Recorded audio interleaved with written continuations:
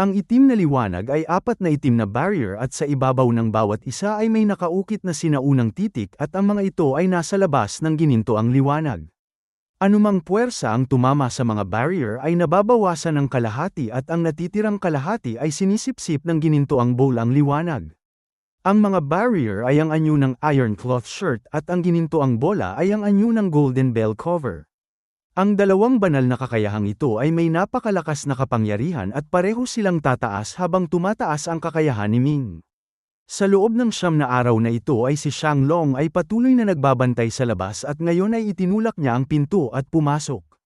Sinabi niyang ang dalawang banal na kakayahang ito ay sadyang napakahiwaga at sa hinaharap ay nais din niyang sanayin ang mga ito. Tumango si Ming at sa isang pag-iisip ay agad na nalaman ni Shanglong ang paraan ng pagsasanay ng unang 3 antas ng Grand Supreme Technique. Ibinahagi rin niya rito ang Heavenly God Transformation at ang dalawang paraang ito ay magkasamang gumagana at may napakalaking tulong sa pagpapataas ng kakayahan. Sinabi ni Shanglong na mula nang malaman ng mga tao na si Ming ang tunay na katawan ay naghahanap na sila ng mga bagong henyo upang hamunin sila at ngayong lumabas na ito ay maaari na silang kumilos. Sumagot si Ming na mas mabuting gawin na ito ngayon at magpapadala siya ng hamon sa 2 taong ito ng sabay. Ang 2 tao na hahamunin niya ay ang anak ng Minister of War na si Yu Tiangzuan at ang anak ng Minister of Personnel na si Ji Sheng. Ang 2 ito ay parehong nasa unang antas ng Dharma Heaven at may pambihirang kakayahan at pareho nilang natalo si Shanglong noon na naglagay sa kanyang posisyon bilang Crown Prince sa panganib at maaaring mawala anumang oras. Isang Third Realm Longevity na Master mula sa tahanan ng Human Emperor ang nagdala ng mga hamon at nagtungo sa tahanan ng Minister of War at sa tahanan ng Minister of Personnel. Hindi nagulat ang 2 malalaking puwersa nang matanggap ang mga hamon dahil matagal na nilang alam ang balitang lumitaw ang tunay na katawan ng Crown Prince ngunit sa kanilang paningin ay mas mababa pa rin ang isang antas ang tunay na katawan nito kaya sila ay may kalamangan pa rin. Sina Yu Tiangzuan at Ji Sage ay kapwa agad na pumayag sa labanan at ang oras ay itinakda sa tanghali ng susunod na araw sa lugar ng pagsasanay sa labas ng Imperial Capital. Karamihan sa mga labanan sa loob ng Imperial Capital ay ginagawa sa lugar na ito at ito ay sadyang masigla at araw-araw ay maraming tao ang pumupunta upang manood. Noon ay dito mismo tinalo ni Yu Tiangzuan at Ji Sage si Shanglong ang Human Emperor Crown Prince. Matapos may padala ang mga hamon ay ginamit ni Ming ang natitirang oras upang ganapin ang kanyang mga naunang sinanay na martial techniques at banal na kakayahan.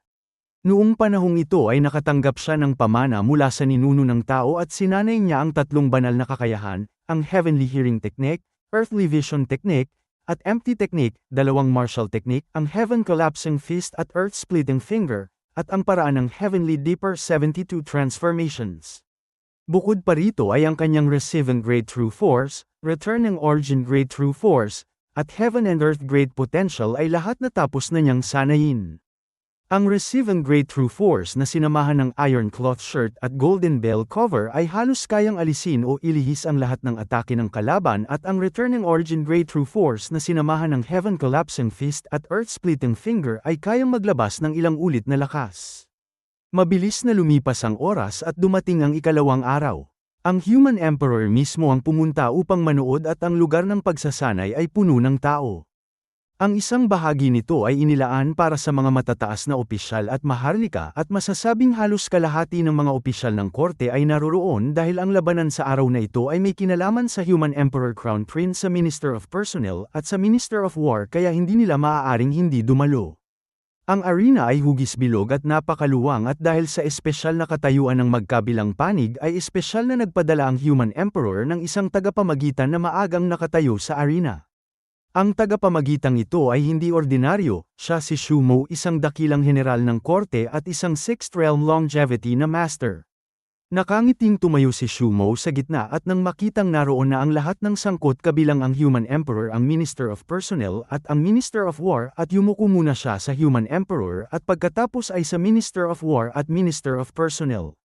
Pagkatapos nito ay nagsalita siya at sinabing sa araw na ito ay si Shanglong ang Human Emperor Crown Prince na natuto mula sa kanyang kahihiyan at nagpa siyang hamunin ang 2 malakas na kalaban na tumalo sa kanya noon sina Yu Tiangzuan at Ji Sage na parehong nasa unang antas ng Dharma Heaven. Tumawa ang Minister of War at yumuko sa Human Emperor at sinabing ang kanyang anak ay naglakas loob na hamunin ang Crown Prince noong mga nakaraang araw at ngayon ay tiyak na makakabawi ang Crown Prince at tuturuan ng leksyon ng kanyang anak. Ang Human Emperor ay may angking karangyaan at mahinahong sumagot na labis ang pagpapakumbaba ng Minister of War at ang tunay na katawan ng Crown Prince ay nasa martial arts saint pa lamang kaya halos walang pag-asang talunin si Yu Tianzuan ngunit mabuti na ring maturuan ito ng leksyon upang hindi maging mayabang dahil sa kanyang mataas na posisyon.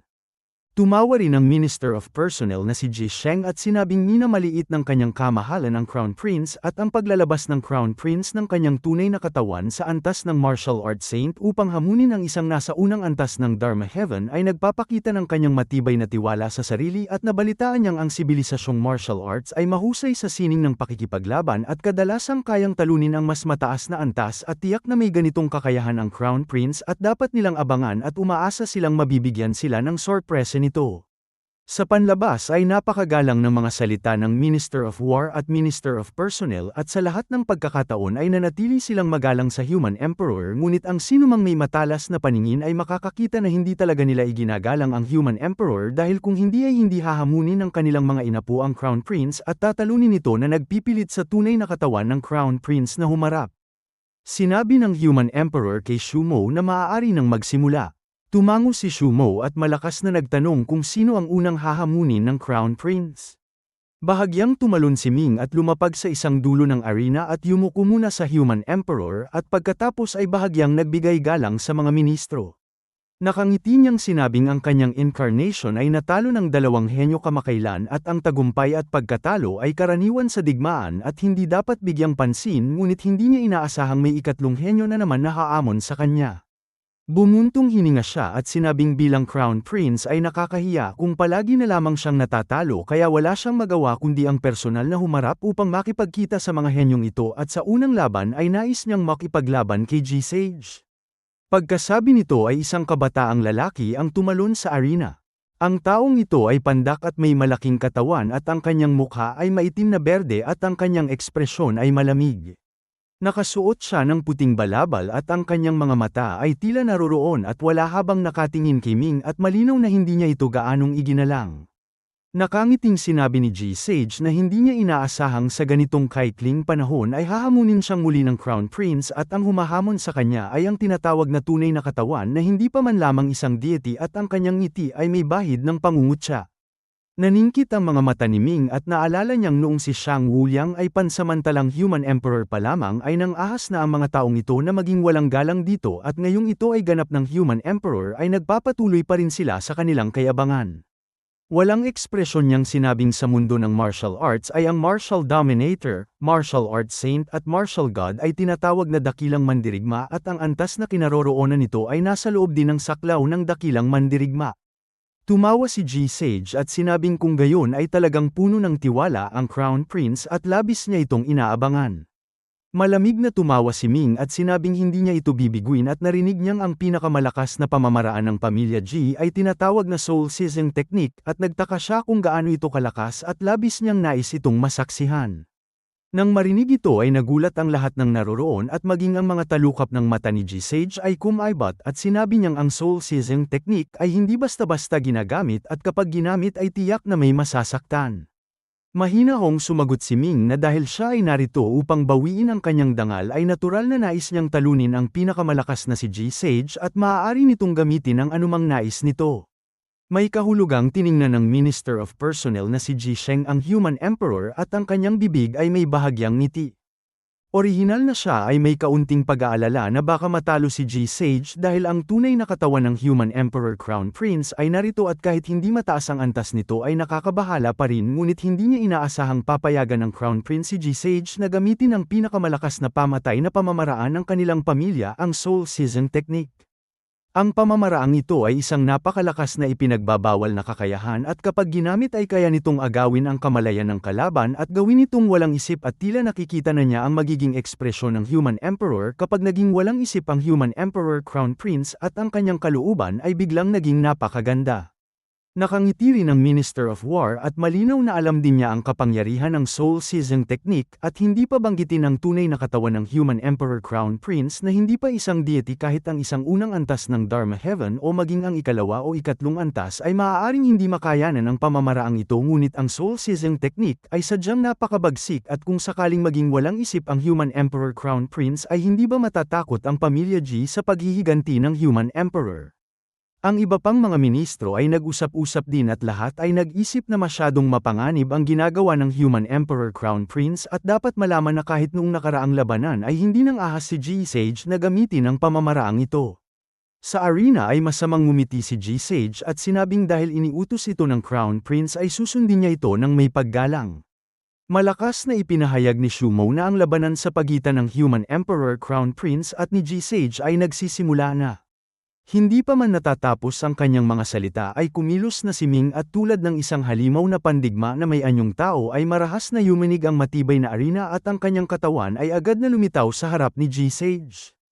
Hindi inaasahan ni G-Sage na si Ming ay napakabilis at napakabangis kumilos at ang kanyang lakas ay sadyang napakalaki at kahit malakas ang kanyang soul seizing technique ay nangangailangan ito ng matinding konsentrasyon at hindi ito agad magagamit sa maikling panahon. Ginamit ni Ming ang Heaven Collapsing Fist at sa isang iglap ay 3 suntok ang kanyang pinakawalan at ang bawat isa ay may napakalakas na puwersa. Tuluyan niyang binitawan ang depensa at ang bawat galaw ay paraang pakikipaglaban hanggang kamatayan at lahat ay nakatutok sa mga mahihinang bahagi ng kalaban. Sa buong buhay ni G-Sage sa pakikipaglaban ay hindi pa siya nakakita ng ganitong kawalang takot, ngunit umasa siya sa kanyang unang antas ng Dharma Heaven at sa matibay na katawan ng isang deity kaya pinili niyang tanggapin ang 3 suntok ni Ming at gumanti rin ng 3 suntok. Ngunit hindi niya alam na kamakailan lamang ay natapos ni Ming ang lesser completion ng Golden Body at nakamit ang mga banal na kakayahan ng Golden Bell Cover at Iron Cloth Shirt. Ang kanyang 3 suntok ay tumama kay Ming, ngunit sa huli ay wala pang 1% ng kanyang lakas ang tunay na nakarating sa katawan nito at ang natitira ay maaaring nabawasan o nailihis at hindi ito nakagawa ng tunay na pinsala. Sa kabaligtaran, ang 3 suntok ni Ming ay matigas na tumama sa kanyang katawan. Isang malakas na tunog ang narinig at ang nakatatakot na lakas ay tumagos sa kanyang depensa at nagdulot ito ng matinding pinsala. Siya ay napadaing at lumipad paatras at pagbukas ng kanyang bibig ay lumabas ang isang subo ng dugo. Paglapag niya ay ang kanyang mga paa ay nasa gilid na ng arena, ngunit sa sandaling tumapak siya ay biglang idiniiniming ang kanyang daliri sa lupa at mula sa gilid ng arena ay isang matulis na bato ang lumabas na nakatutok sa kanya. Tumalon si G-Sage at bahagyang naiwasan ito, ngunit sa sandaling siya ay nasa ere ay muling kumilos si Ming at tulad ng isang kanyan ay marahas siyang binangga. Mula sa simula ay pinakawalan ni Ming ang pinakamabangis na pag-atake at si G-Sage ay matinding napahiya at nagulpi. Ngayong nakita niyang patuloy siyang inaatake nito ay nagalit siya at nahiya at handa siyang magbayad ng kanyang blood essence upang agad na gamitin ang soul seizing technique at tapusin ang lahat sa isang pagkilos. Sa isang iglap ay lumitaw sa kanyang katawan ang isang asul na kakaibang liwanag at isang mahiwagang puwersa ang pumulupot kay Ming at nagsimulang umatake sa pangunahing alaala ng kanyang divine soul.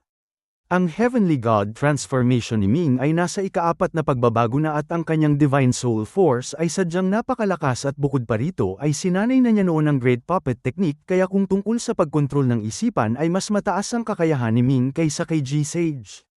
Nang ang mahiwagang puwersa ay kumilos sa kanya ay kusang humandar ang Great Puppet Technique at gumanti at naramdaman ni G-Sage ang panandaliang pagkalito ng kanyang kamalayan, ngunit mabilis itong bumalik sa kaliwanagan. Sa maikling sandaling ito ng kanyang pagkalito ay muling dumating ang suntok ni Ming at tumama sa kanyang dibdib. Isang malakas na tunog ang narinig at si G-Sage na walang anumang depensa ay labis na nasugatan sa pagkakataong ito. Ang kanyang puso ay pinasabog ng nakatatakot na lakas ni Ming at ang kalahati ng kanyang dibdib ay sumabog at ang kanyang buong katawan ay napalipad palayo at malakas na bumagsak sa lupa.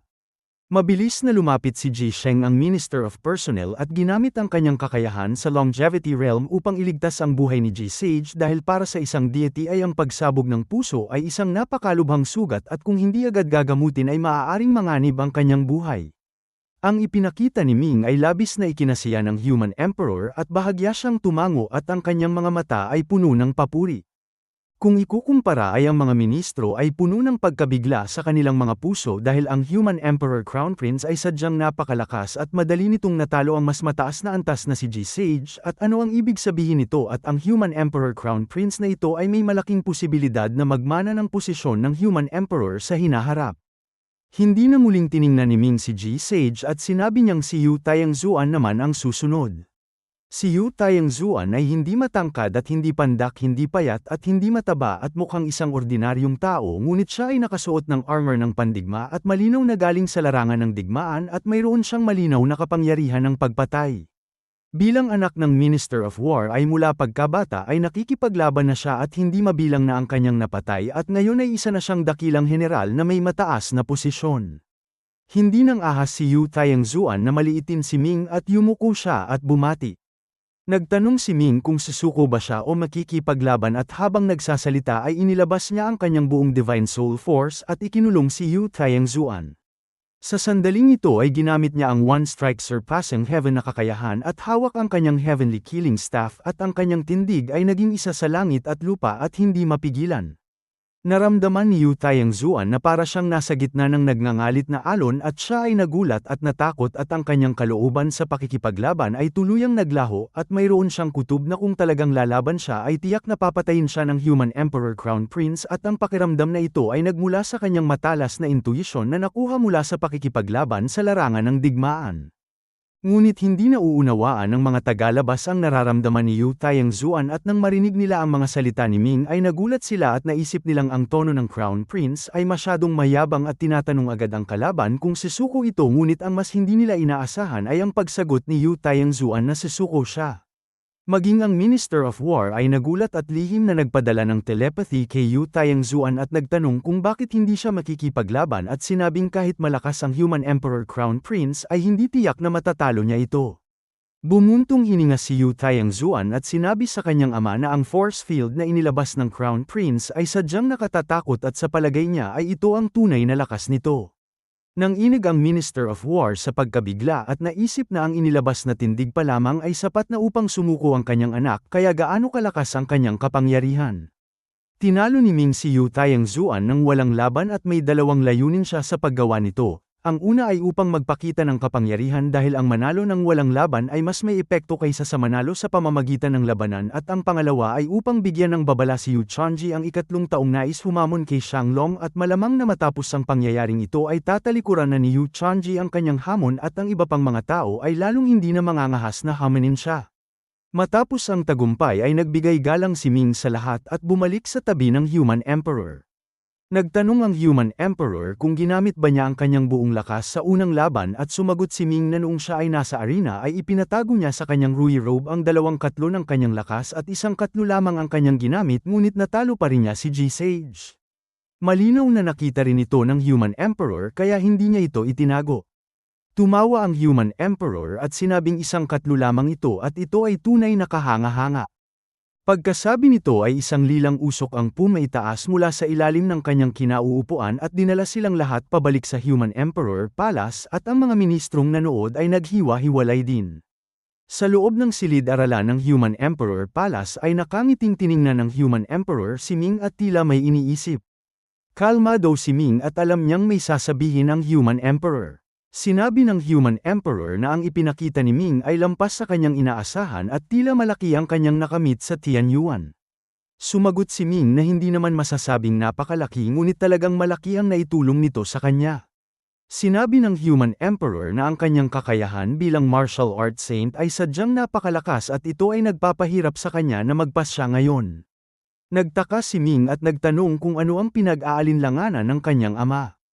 Inilagay ng Human Emperor ang kanyang mga kamay sa kanyang likuran at tumingin sa malayo, at tila nakikita niya ang kawalan at ang dagat ng mga bituin sa labas ng Three Emperors Great World. Nagtanong siya kung alam ni Ming ang pinagmulan ng mundong ito at sumagot si Ming na alam niya. Ang Three Emperors Great World ay itinatag ng 3 alagad ng ninuno ng tao at sila ang mga unang emperador.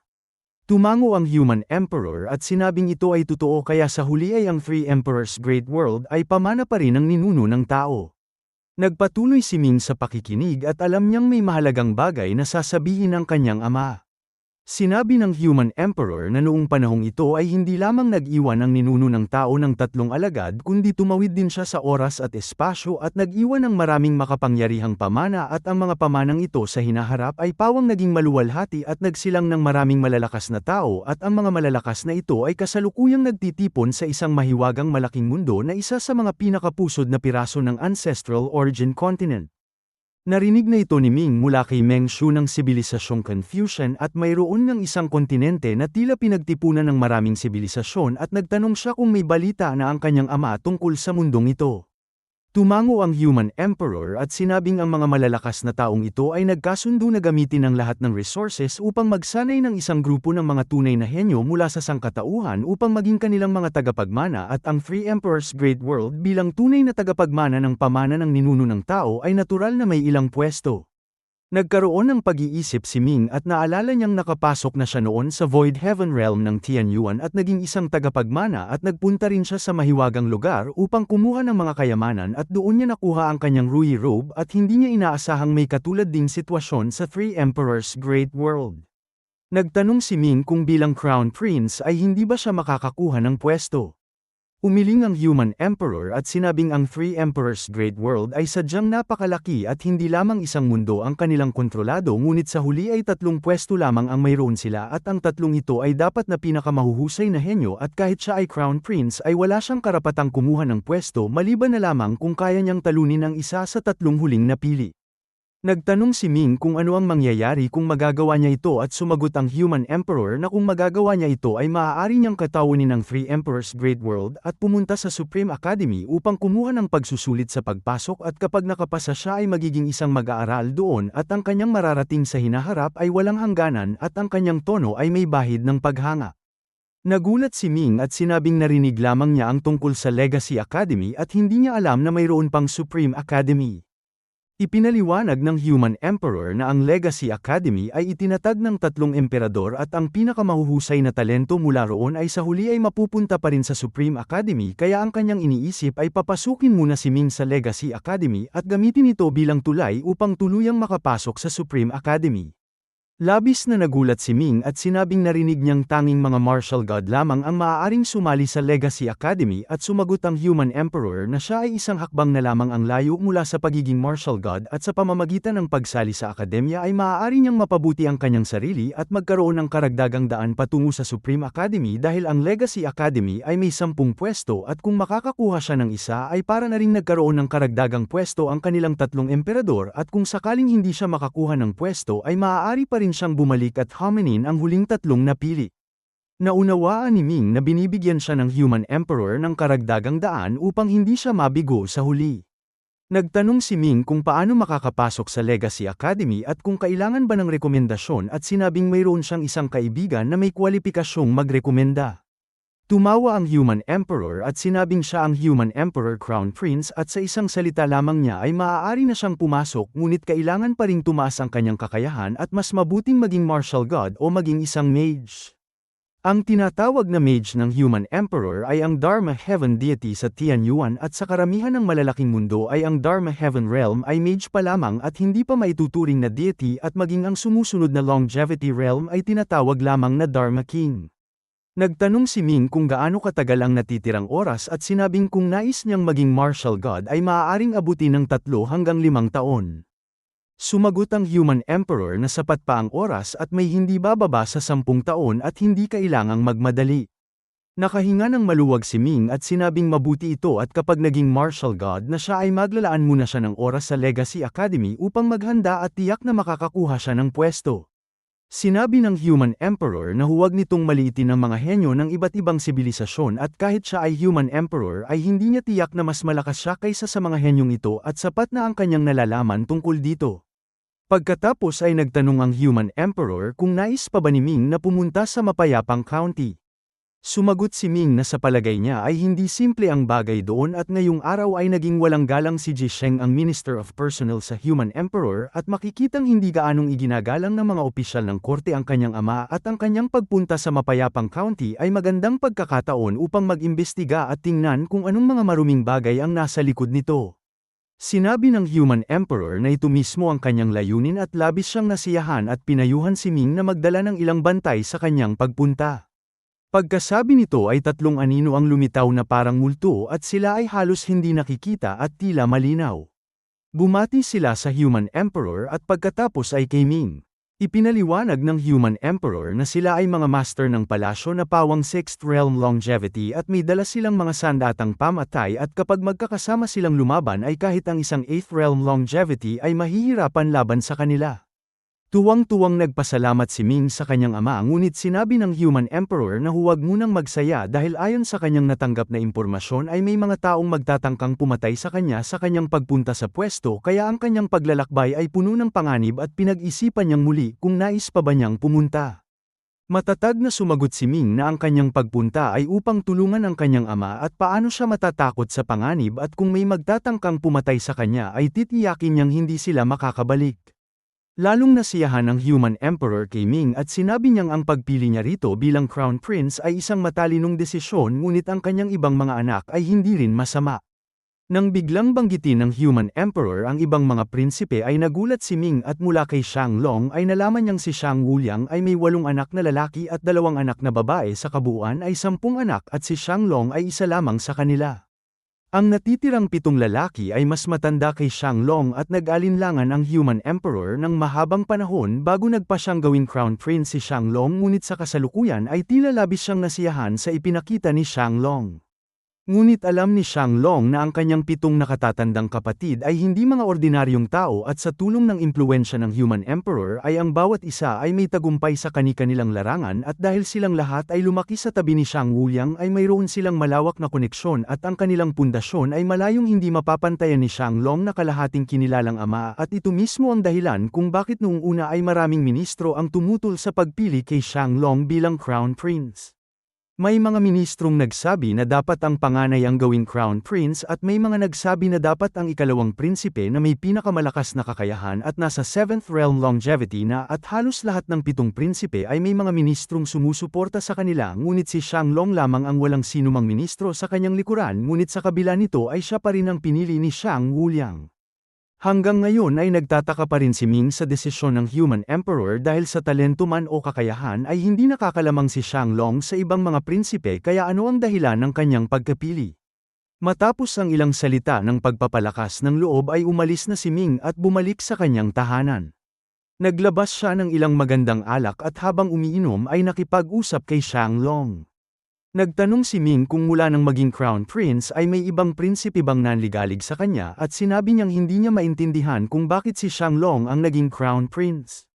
Sumagot si Shang Long na wala dahil ang posisyon ng Crown Prince ay sadyang napakataas at ang ibang mga prinsipe ay kailangang yumuko sa kanya at hindi maaaring sumuwi sa kanyang mga utos kaya kahit nais ng ibang mga prinsipe na kalabanin siya ay hindi nila ito gagawin ng hayagan at ang pinakamasamang magagawa nila ay ang manira sa kanya ng lihim.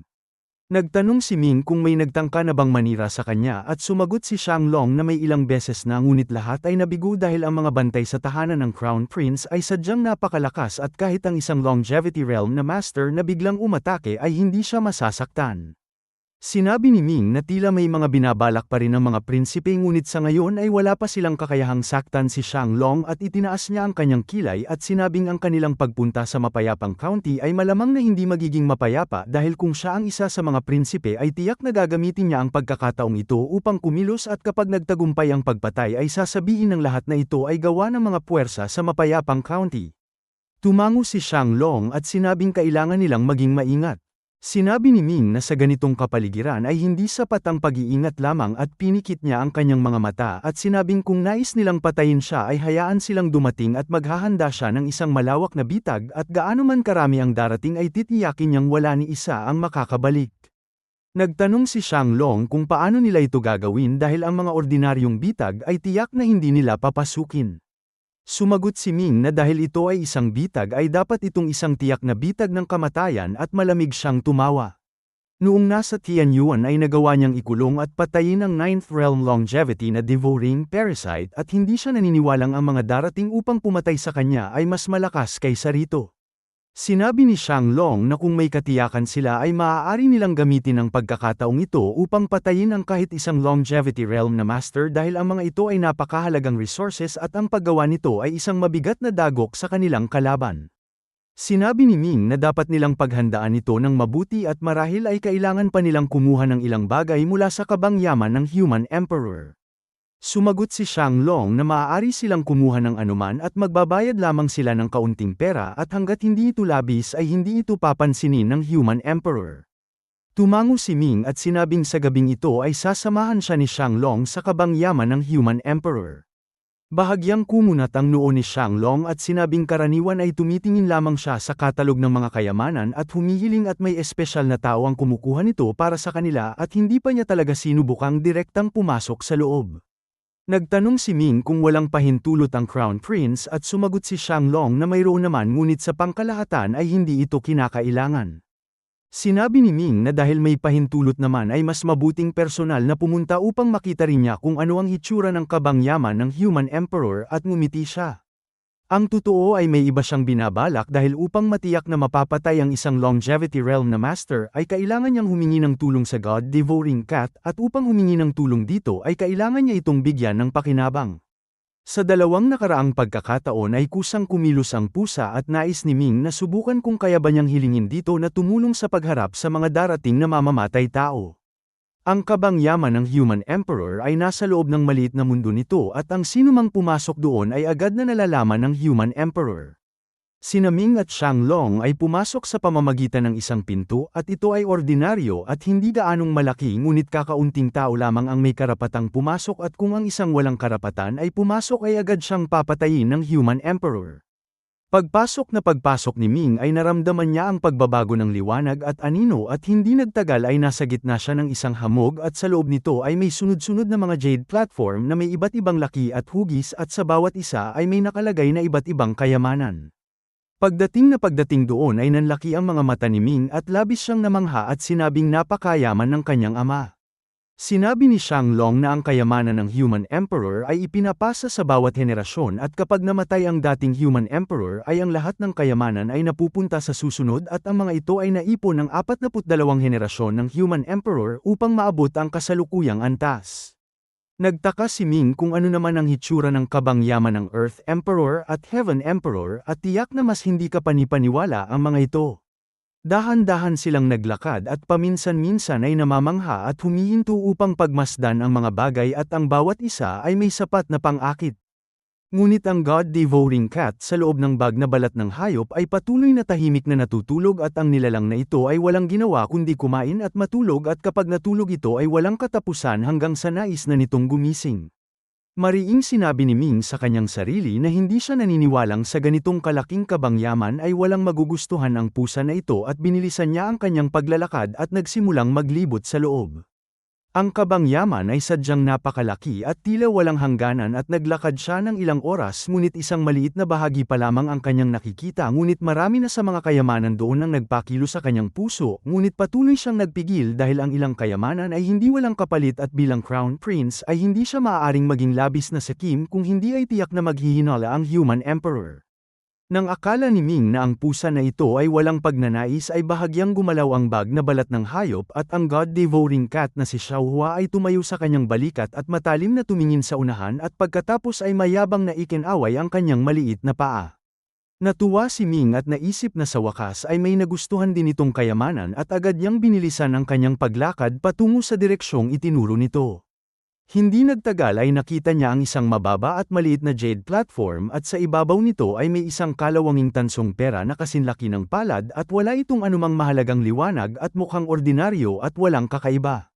Hindi kumibo si Ming at ang mayabang na si Xiaohua matapos magpigil ng ilang sandali ay mariing itinuro ng kanyang maliit na paa ang tansong pera. Tiningnan ni Ming ang pusa at nagtanong kung may pinagmulan ba ang tansong perang ito. May paghamak na sinulyapan ni Xiaohua si Ming at tila sinasabing ano ang alam ng isang tagalinis ng dumi at dapat na lamang nitong kunin ito dahil ito ay isang napakahalagang bagay. Bumuntong hininga si Ming at sinabi kay Xiaohua na anuman ang nais nitong kainin o inumin ay ibinibigay niya, ngunit ang tansong perang ito ay hindi kanya at kung kukunin niya ito ay kailangan niyang magbayad at ang pera ay maaaring pambili ng pagkain at inumin at maaari pang ang pambili ng ilang magagandang babaeng pusa upang maging asawa nito. Tulalang tiningnan ni Xiaohua si Ming at malinaw na hindi nito nauunawaan ang nais nitong sabihin. Naisip ni Ming na may problema ang katalinuhan ng pusa na ito at direkta niyang sinabing hindi siya maaaring magbigay ng bagay ng walang kapalit at kailangan siya nitong tulungan sa isang bagay. Sa wakas ay naunawaan ni Xiaohua at may paghamak na umiwas ng tingin at tila sinasabing ano ang malaking bagay na maaaring mayroon ng isang tagalinis ng dumi at anuman ito ay maaari nitong sabihin. Agad na sinabi ni Ming na maghahanda siya ng isang bitag upang pumatay ng mga tao at ang lahat ng papasok dito ay dapat nitong patayin at nagtanong kung kaya ba nitong gawin ito. Tamad na humikab si Xiaohua at ikinaway ang kanyang paa at ang tansong pera ay naglaho at pagkatapos ay muli itong pumasok sa bag na balat ng hayop. Malinaw na pumayag ito sa kahilingan ni Ming. Nakahinga ng maluwag si Ming at masamang tumawa at sinabing tapos na ang usapan at aalis na sila. Nagtanong si Xianglong kung hindi na sila kukuha ng iba pa at sumagot si Ming na marami pang oras sa hinaharap at kukuha lamang sila kung kailangan upang hindi masayang. Paglabas nila ng kabangyaman ay agad na nagsimulang gumawa si Ming ng bitag. Ang kanyang ginawang bitag ay talagang simple, itatago niya ang God-devouring cat sa loob ng Great Xia Ring at magtatayo siya ng killing formation sa loob ng malaking mundo nito at sa tulong ng kapangyarihan ni Xiaohua ay papatayin ang sinumang darating. Ang pagtatayo ng Trapang Formation ay nangangailangan ng maraming mahahalagang materyales ngunit sa kabutihang palad ay walang kakulangan ng kabangyaman ng Human Emperor at hindi nagtagal ay natapos niya ito. Sa kanyang kasalukuyang kakayahan ay kaya niyang gumawa ng isang God-level na Trapang Formation na sapat upang maantala ang isang Longevity Realm na master ng ilang sandali at sapat na ang ilang sandali dahil naniniwala siyang ang nakatatakot na si Xiaohua ay madaling makakapatay sa sinumang papasok. Bukod pa rito kahit hindi ito mapatay ay maaari niyang gamitin ang Great Xia Ring upang ikulong ito sa loob ng malaking mundo at pagkatapos ay maaari niyang hilingin sa Human Emperor na personal na patayin ang nasa loob. Ano man ang mangyari ay hindi niya hahayaang mabuhay ang sinumang magtangkang pumatay sa kanya at ginagawa niya ito upang puksain ang lakas ng kalaban at upang magpakita ng kapangyarihan at kapag nagtagumpay siya ay sinumang magnanais na pumatay sa kanya sa hinaharap ay kailangang magdalawang isip. Makalipas ang kalahating buwan ay natapos din si Ming at sa wakas ay umalis siya kasama ang tatlong nakatagong bantay.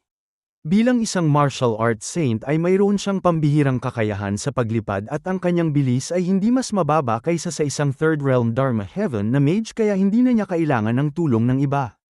Ang Three Emperors Great World ay mas malawak kaysa sa Tianyuan at ang lawak nito ay mahigit 10 ulit at ang populasyon ay mahigit 10 ulit din. Sa ganitong kalaking lugar ay natural na magkakaiba ang kultura at kaugalian ng bawat lugar. Bihira lamang makalabas si Ming kaya sa bawat lugar na kanyang nararating ay nananatili siya ng ilang araw upang pagmasdan ang pamumuhay ng mga tao. Sa ikalimang araw ng kanyang paglalakbay ay dumating siya sa isang feudal na estado na tinatawag na Westyu Kingdom, isang lugar na may maraming lahi at may ilang espesyal na uri ng tao tulad ng Giant Spirit Clan na kanyang nakita noon at gayon din ang Feathered Clan at Thunder Clan at lahat ay naninirahan doon at ang lugar na ito ay isa rin sa pinakamalakas na feudal na estado at sa 800 feudal na estado ay tiyak na kabilang ito sa 10 pinakamalakas. Pagdating sa Westyu ay nalaman ni Ming na mayroon doon isang sikat na alak sa buong Three Emperors Great World na tinatawag na Imperial Concubine Red na sinasabing personal na ginawa ng Imperial Concubine at may dalisay na lasa at sadyang napakabihira sa mundo. Ang Imperial Concubine na ito ay mula sa isang pamilyang dalubhasa sa paggawa ng alak at matapos maging Imperial Concubine ng Heaven Emperor ay nilikha niya ang Imperial Concubine Red upang mapaligaya ito. Nang lumabas ang alak na ito ay pinuri ito ng lahat ng umiinom sa mundo at dahil dito ay may presyo ito ngunit walang mabili hanggang sa kalaunan ay kumalat ang paraan ng paggawa nito sa mga ordinaryong tao at saka lamang nila ito tunay na natikman. Kung tungkol sa kung sino ang may pinakamasarap at pinakamabangong bersyon nito ay ang Westyu Kingdom. Sa loob ng pinakamataas na silid ng Imperial Concubine Tower sa Westyu ay uminom si Ming ng isang tasa ng Imperial Concubine Red at naramdaman niyang ito ay dalisay malambot at mabango at hindi katulad ng anumang alak na kanyang natikman noon. Nang maamoy ng treasure-seeking mouse at adamantine rat ang alak ay bigla silang lumabas at kaawa-awang tumingin sa pitchel. Nagulat si Ming at nagtanong kung nais din ba nilang uminom at sunod-sunod na tumango ang dalawang daga. Tumawa ng malakas si Ming at umorder ng isa pang pitchel at nagbuhos ng 2 tasa para sa kanila. Hindi pa man sila nakakainom ay nakarinig si Ming ng isang buntong hininga mula sa labas.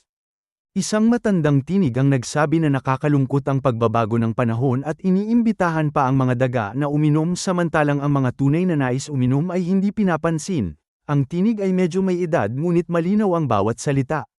Nagulat si Ming at mabilis na tumingin sa labas ng bintana at nakita niya sa kalye sa ibaba ang isang matandang lalaki na sabik na nakatingin sa kanya at ang kanyang ilong ay sumisinghot at malinaw na naamoy nito ang alak. Lihim na nagtaka si Ming dahil hindi niya makita ang antas ng kakayahan ng matanda at naisip kung ito ay isang longevity realm na master ngunit ang tiyak niya ay walang masamang hangarin ito sa kanya. Kaya kumuha siya ng isang pitchel ng alak at inihulog ito mula sa bintana. Sinalo ng matanda ang pitchel at ngumiti at sinabing salamat at ang alak na ito ay napakahirap makuha at hindi ito kayang bilhin ng ordinaryong tao. Pagkasabi nito ay malakas na tumawa ang matanda at tumalikod at umalis. Nagtanong si Ming kay Xiaogang kung nakita ba nito ang kakayahan ng taong ito at sumagot si Xiaogang na ang taong ito ay mas mataas ang antas kaysa sa kanya at hindi niya ito makita. Tumango si Ming at sinabing ito ay isang mataas na tao ngunit nagtaka siya kung bakit ang ganitong uri ng tao ay nanghihingi ng alak sa iba. Nagtaka rin si Xiaogang dahil kahit silang mga daga ay kayang bumili ng ganitong alak. Hindi na ito masyadong inisip ni Ming dahil ang mundo ay napakalaki at may iba't ibang uri ng tao at hindi na niya ito pinag-aksayahan ng panahon. Matapos kumain at uminom ng mabuti ay bumili siya ng 100 banga ng Imperial Concubine Red at nagpatuloy sa kanyang paglalakbay. Paglabas niya ng lungsod ay nakarating siya sa isang liblib na lugar na napapalibutan ng matataas na bundok at walang katao-tao. Handa na sana siyang lumipad nang biglang makita niya ang matandang humingi ng alak kanina na nakaupo sa tuktok ng bundok at sa kanyang mga bisig ay isang napakagandang babaeng walang anumang saplot. Lahat ng taway may kuryosidad kaya huminto si Ming at nagtatakang tumingin. Isang matanda at isang babaeng walang damit at naisip niya kung ano ang nangyayari. Dahan-dahan siyang lumapit at lumapag sa ilang dosenang hakbang ang layo. Bago pa man siya makapagtanong ay yumanig ang bundok at isang lilang liwanag na barrier ang bumalot sa 100 hakbang sa paligid. Sa labas nito ay agad na lumitaw ang 3 nakatagong bantay at buong bilis na sumugod kay Ming ngunit hinarang sila ng barrier. Nagulat ang 3 at buong lakas na sumalakay ngunit ang barrier ay sadyang napakatibay at anuman ang kanilang gamiting kakayahan o mahika ay hindi ito gumagalaw. Hindi natarante si Ming at tinitigan niya ang matanda at nagtanong kung ito ay isang mamamatay tao at agad niyang naunawaan na ang paghingi nito ng alak kanina ay upang magkita sila at pagkatapos ng dumaan siya sa lugar na ito at makita ang matanda na may kasamang babaeng walang damit ay natural na hihinto siya dahil sa kuryosidad. Tumawa ng malakas ang matanda at tinanong si Ming kung mayroon siyang huling sasabihin bago mamatay. Nagtanong si Ming kung paano nito natitiyak na dadaan siya sa bundok na ito at ipinaliwanag ng matanda na pinag-aralan niya ang kanyang ruta at ito ang pinakamalamang na daanan niya. Hindi na sumagot si Ming at sa isang pag-iisip ay bigla siyang naglaho at kasabay nito ay isang singsing ang nahulog sa lupa ang Great Sea Ring at ang kanyang katawan ay matagal nang pumasok sa loob nito. Nagulat ang matanda at ang babaeng nasa kanyang mga bisig ay naging ulap at naglaho at lumapit siya sa singsing at sinubukan itong kunin ngunit nang hawakan niya ito ay naramdaman niyang ito ay kasingbigat ng isang malaking mundo at hindi niya ito maigalaw. Ang totoo ay ang anumang bagay sa mundo ay maaari lamang kontrolin ng isang divine sense at dahil si Ming ang kumokontrol sa Great Sea Ring gaano man kalakas ang ibang tao ay hindi nila ito maaapektuhan at ang ibig sabihin ay kung nais ng matanda na kunin ang singsing ay para na rin niyang sinusubukang buhatin ang isang malaking mundo at natural na wala siyang ganoong kakayahan. Sinubukan ito ng matanda at sumuko at malamig siyang tumawa at ikinaway ang kanyang manggas at sinabing nagkamali siya sa kanyang pagtaya. Inutusan niya ang ilang kasama na kumilos agad at mula sa kanyang manggas ay 5 itim na usok ang lumabas at naging 5 lalaki at babae na pawang may malabong mukha ngunit ang kanilang kapangyarihan ay hindi mas mababa kaysa sa kanya. Ang 6 sa kanila ay tumalon at naging itim na usok at pumasok sa loob ng Great Sea Ring. Sila ay mga malalakas na nilalang at kahit hindi nila makontrol ang singsing ay kaya nilang pilit na pumasok dito upang ipagpatuloy ang pagpatay kay Ming. Sa labas ay patuloy na buong lakas na sinasalakay ng mga nakatagong bantay ang barrier ngunit hindi sila makapasok. Sa loob ng Great Searing ay agad na hinanap ni Ming ang God-devouring cat, ngunit hindi pa siya nakakalayo ay kinulong na siya ng 6 na nakatatakot na puwersa at ang kanyang katawan ay biglang nanigas at nanatiling nakatayo sa lugar. Sa sumunod na sandali ay lumitaw ang 6 na anino at malamig na tiningnan siya. Nagtanong ang matanda kung inaakala ni Ming na sa pagtakas sa mundong ito ay iligtas niya ang kanyang buhay at ngumisi si Ming at sinabing hindi siya nagtatago upang iligtas ang kanyang buhay kundi upang pumatay ng tao. Pagkasabi nito ay biglang yumanig ang paligid at walang hanggang liwanag ang pumaitaas at bilyon-bilyong simbolo ang lumitaw sa lupa at sa ere at bumuo sila ng isang napakalaking lambat na kumulong sa 6. Kasabay nito ay si Ming ay nasa ilang daang hakbang na ang layo at malamig na nagmamasid. Nagulat ang 6 at nalamang sila ay nasa isang bitag at agad nilang sinubukang wasakin ng formation, ngunit ang banal na formation na ito ay ginawa mula sa hindi mabilang na mahahalagang materyales at paano ito agad na mawawasak. Sa sandaling ito ay lumitaw ang isang pusa at ito ay si Xiao Hua. Tiningnan muna nito ang 6 at pagkatapos ay naglaho ng walang anyo o anino at ang 6 na mamamatay tao ay nakaramdam ng hindi pa naganap na panganib. Isang tunog ang narinig at ang leeg ng matandang pinuno ay biglang bamuka at tumalsik ang dugo at ang kanyang ulo ay lumipad palayo at kasabay nito ay ang kanyang divine infant na pinaghirapan sa loob ng maraming taon ay mahiwagang naglaho na parang nilamon ng isang bagay.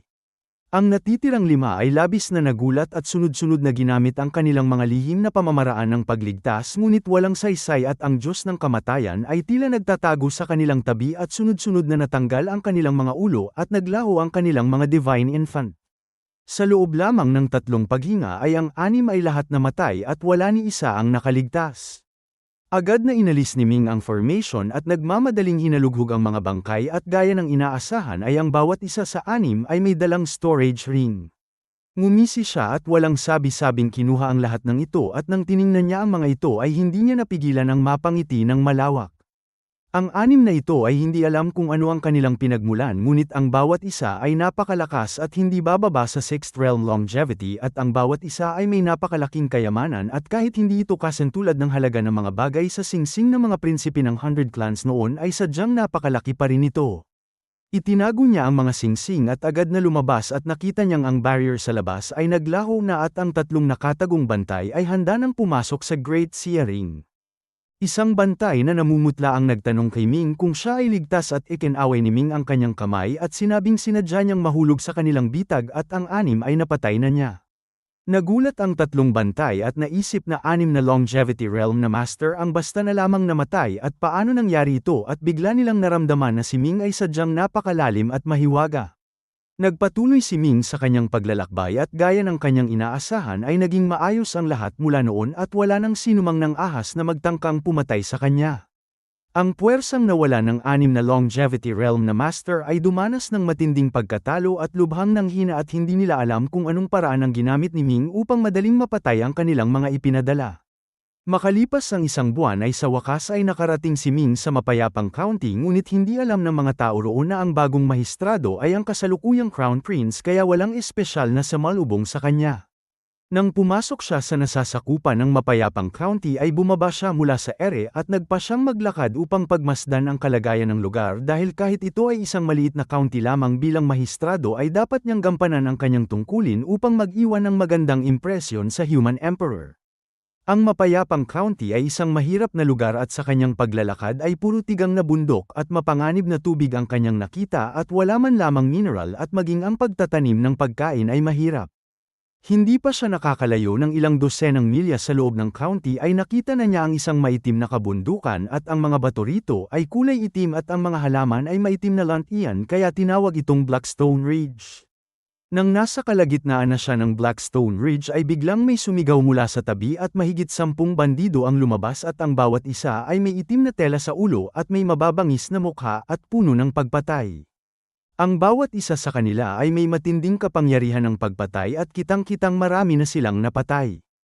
Ang kanilang pinuno ay malaki at matipuno at may malalaking dilaw na ngipin at galit na sinabi kay Ming na ibigay ang lahat ng kanyang pera. Nakita ni Ming na ang mga taong ito ay may mabababang kakayahan at ang pagnanakaw sa mga ordinaryong naglalakbay ay natural na walang problema, ngunit nang makatagpo nila siya ay malas nila. Hindi siya nag-abalang kumilos at mahinaong sinabi sa kanyang bantay na mag-iwan ng isang buhay. Pagkasabi nito ay isang nakatagong bantay ang kumilos at hindi alam kung anong kakayahan ang kanyang ginamit, ngunit maliban sa pinuno ay ang lahat ng iba pa ay naging estatwa ng buhangin at sa isang ihip ng hangin ay naglaho sila. Ang natitirang pinuno ay namutla sa takot at ang kanyang pantalon ay napuno ng dumi at ihi at bumagsak siya sa kanyang mga tuhod at sumigaw ng pagmamakaawa. Malamig na tinanong siya ni Ming kung saang grupo siya kabilang at sumagot ang pinuno na siya silang Shaoqi, ang ikapitong pinuno ng Blackstone Fort, at sinagot niya ang lahat ng tanong upang mailigtas ang kanyang buhay. Nagtanong si Ming kung marami bang bandido sa mapayapang county at naisip niyang ang kanyang pagkakatagpo sa kanila sa pagpasok pa lamang ay hindi dahil sa swerte kundi dahil talagang laganap ang bandido rito. Sunod-sunod na tumango silang Shaoqi at sinabing ang mapayapang county ay may 3 altar, 6 na grotto at 72 kuta at ang kanilang Blackstone Fort ay isa sa 72 kuta. Nagtanong si Ming kung bakit hindi sila pinupuksa ng gobyerno at sumagot silang Shaoqi na ang mga opisyal ay karaniwang pinapatay pagdating pa lamang kaya walang sinuman ang nangangasiwa sa kanila. Nagtanong muli si Ming kung sila ay kusang nagtatag ng kanilang grupo o may nag-utos sa kanila at sumagot silang Shaoqi na kusa nilang ginawa ito matapos nilang makitang ang iba ay nagtatagumpay sa pagiging bandido at hindi nila inaasahang madali rin silang magtatagumpay at may mapait na mukha siyang humingi ng tawad at nagmakaawang huwag siyang patayin. Sinabi ni Ming na palalampasin niya ito kung dadalhin siya nito sa ibang mga pugad ng bandido.